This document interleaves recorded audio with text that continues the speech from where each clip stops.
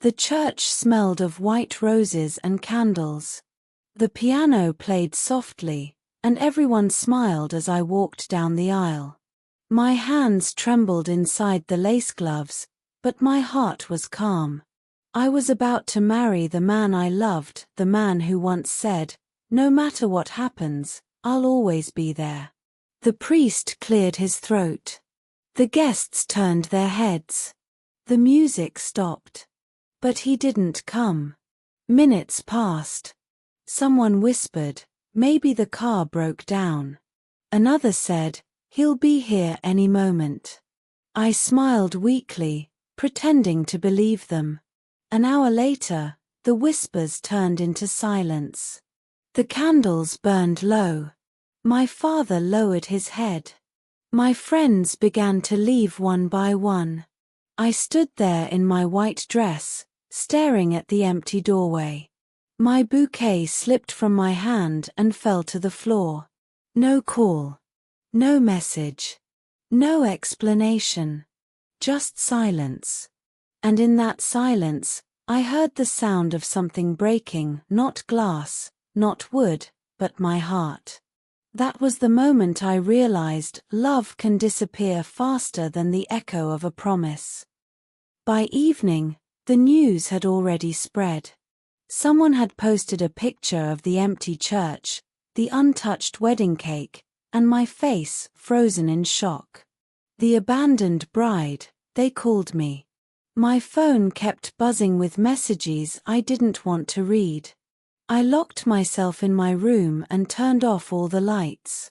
My wedding dress lay across the chair, wrinkled and torn from tears. The makeup that once made me feel beautiful now looked like a mask of sadness. I called his number again and again. It went straight to voicemail.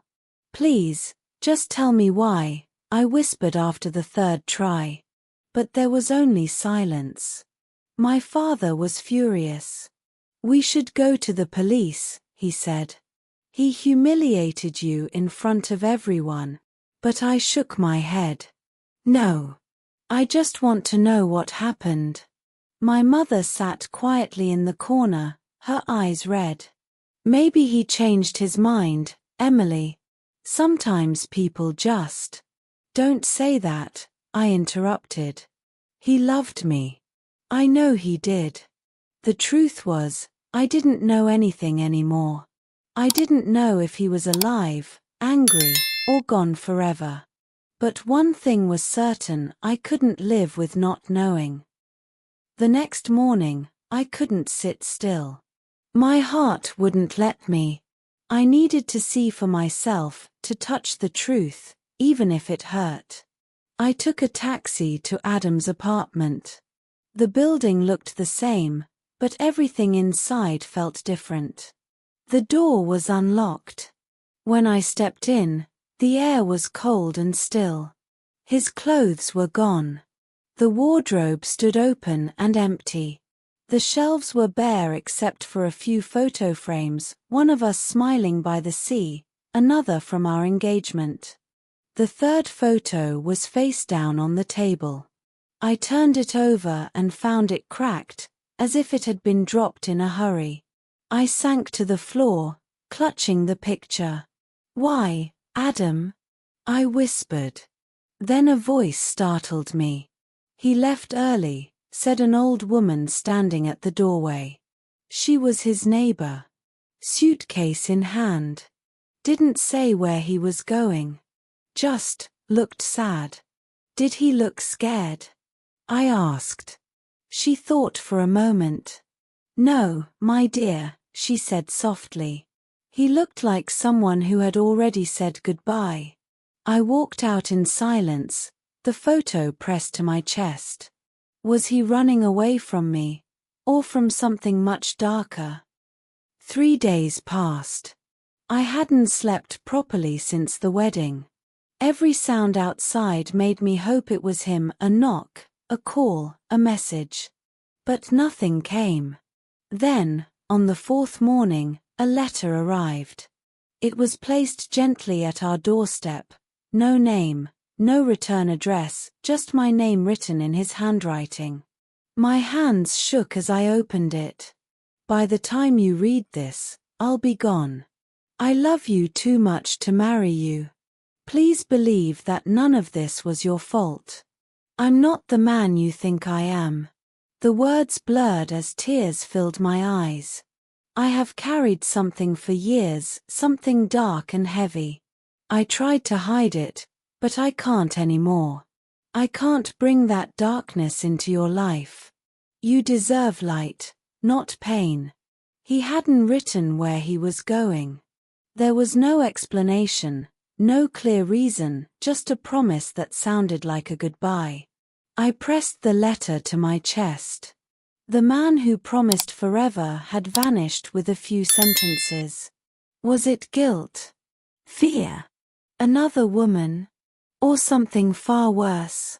I read those words again and again until they felt burned into my heart. He said he left because he loved me. But how can love leave you standing alone in a wedding dress? I couldn't live with the letter's silence.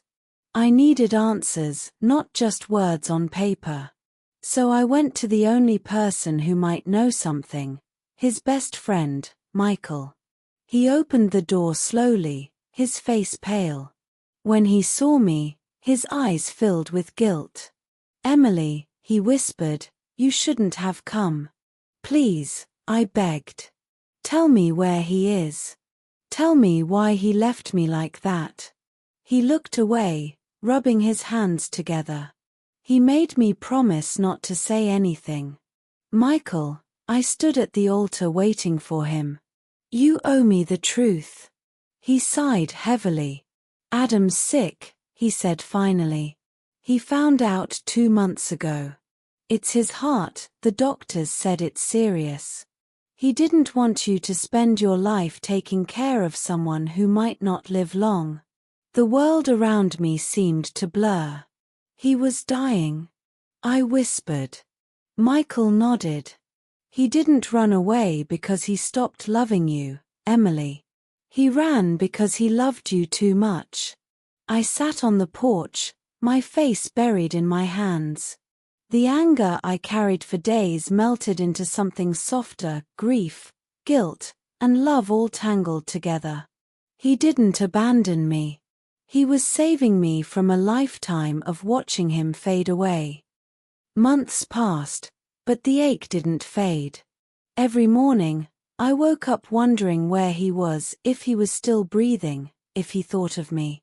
His letter lay folded in my drawer, worn from being read too many times. One afternoon, I made a decision. Love doesn't end with distance. I needed to see him even if it broke me again. After weeks of searching, I found him in a small coastal town.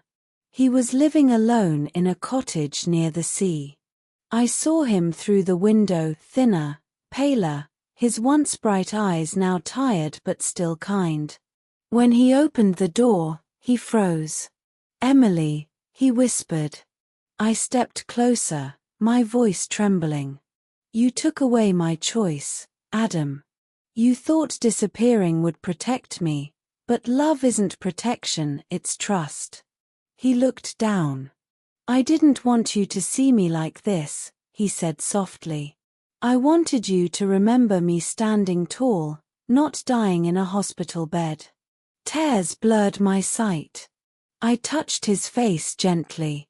"You fool," I said with a broken laugh. "You left me to save me, but all you did was make me suffer alone."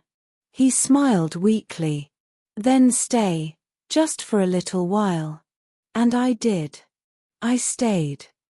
The days that followed were both beautiful and painful. I cooked for him, read to him, and watched the sunset from that small cottage by the sea.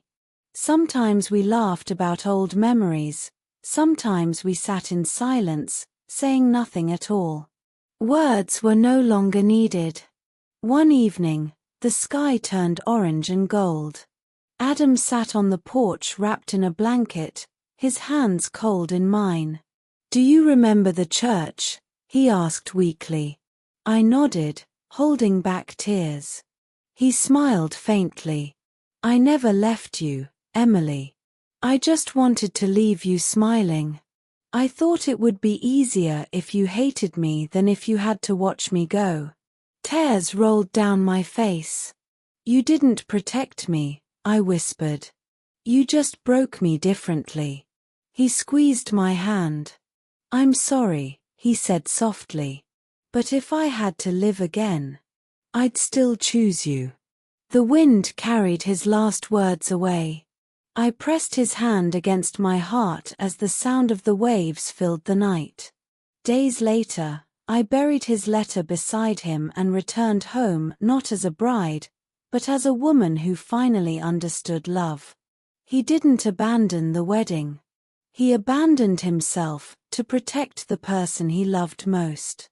And though he was gone, his promise still echoed in my heart. No matter what happens, I'll always be there. If you liked this story, please like, share, and subscribe.